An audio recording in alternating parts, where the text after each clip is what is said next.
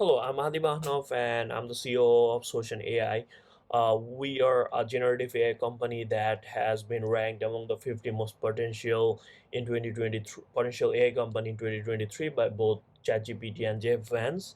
And I'm also a speaker at mentor at MIT LaunchX. And besides that, I'm also an angel investor and venture scout. So the reason I'm here has more to do with the university side of my life.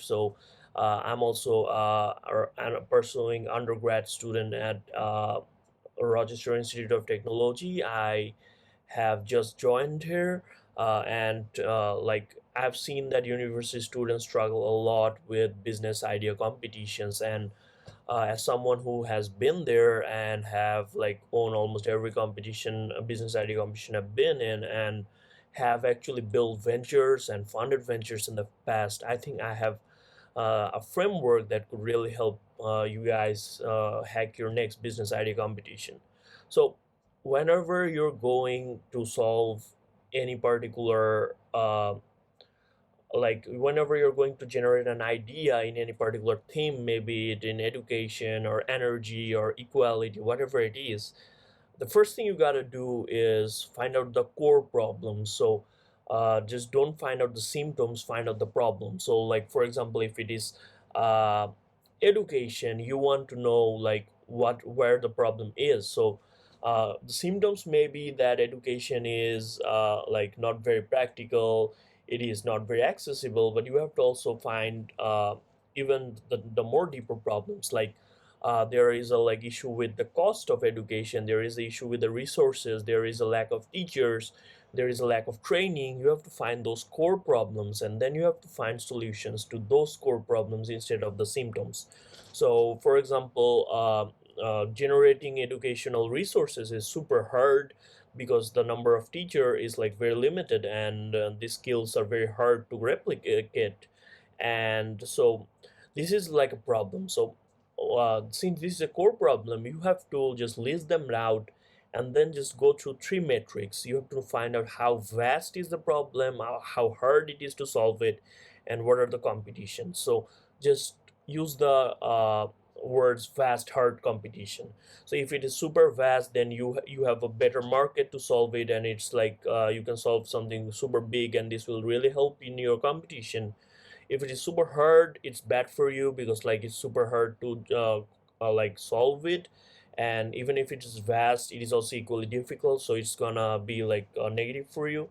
And if it has a lot of competition, then it means that many people have tried, and which is also a point that's gonna go against you. So while you're bringing a solutions usually come in a lot of ways, but four are very common in university competitions. So, for example, one is like the novel technologies, which is very rare because, like, as a undergrad student, you will not be making a novel technology at year one or two. So, number two is like using an existing technology in a novel approach, which is like the most common one and the most useful one according to me, because for example, you can make t-shirts out of like green components, you can use generative AI to build something. For example, even in education, you can build cheat sheets and educational resources out of generative AI. If the technology exists, you don't have to be an expert. Just find if the technology exists, use Google or ChatGPT, and you have yourself a ground to like defend your idea. Next is you can digitalize something. So for example, you can digitalize the donation experience or something like that. And the last is you can also platformize something. So it can be, let's say, plastic collection. You can platformize where people actually say about, okay, well, I have some plastics, come collect it, and volunteers can collect it. I'm not saying these are very good ideas, I'm just saying that these are some of the ways you can craft an idea. So next is like after you have an idea, you have to judge it with like four different metrics. The first is like feasibility, which is super important because your idea needs to be fully feasible, and for it you need to take a look at some metrics. For example, with when judging feasibility, you need to look at the unit economics, like how much is a single product costing you and how much you're selling a single product for. And you have to also take a look at the revenue models. So which revenue model is gonna be good for you? Are you like gonna go subscription based like Netflix, or in an advertisement models like YouTube?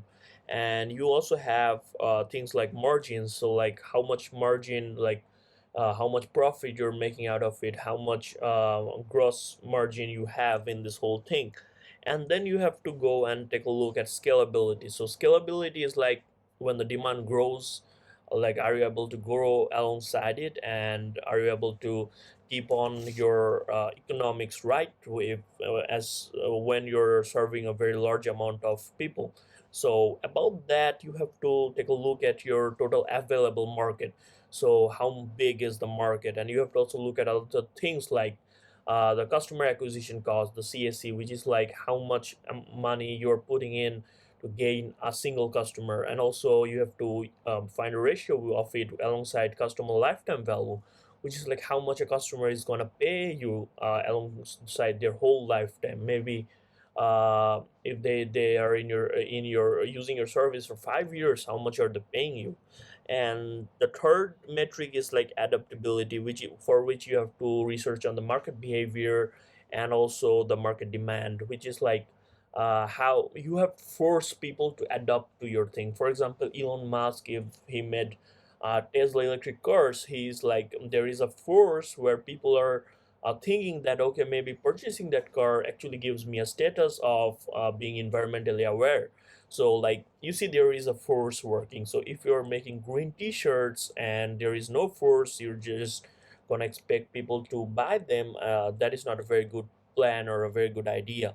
And lastly is the uniqueness. So uniqueness is very important, and you have to see if there is like competitors out there, and you have to just check every competitor. Don't go in there and say we don't have many competitors, we are a new concept. Don't do that.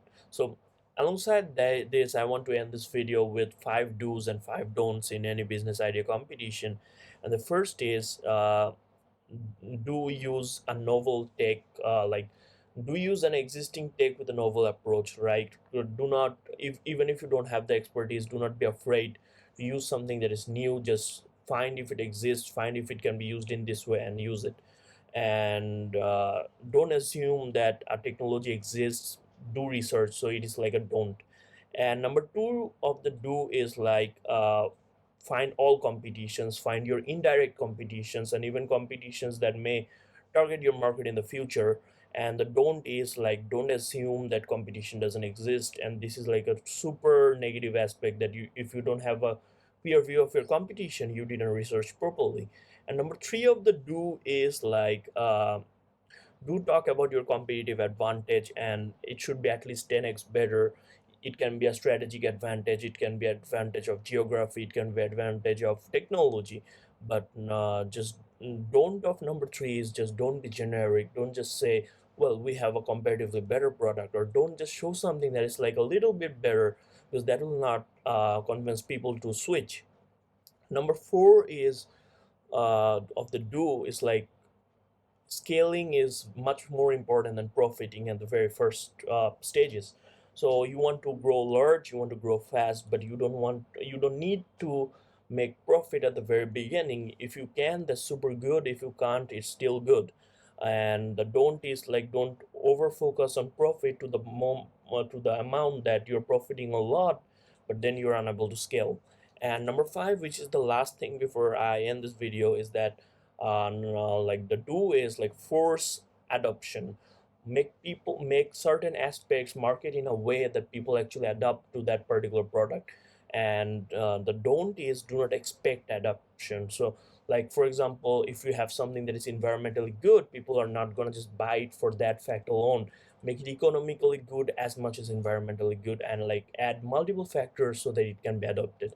So these are like my suggestions for winning any business idea competitions, and I'll be making some other videos on it.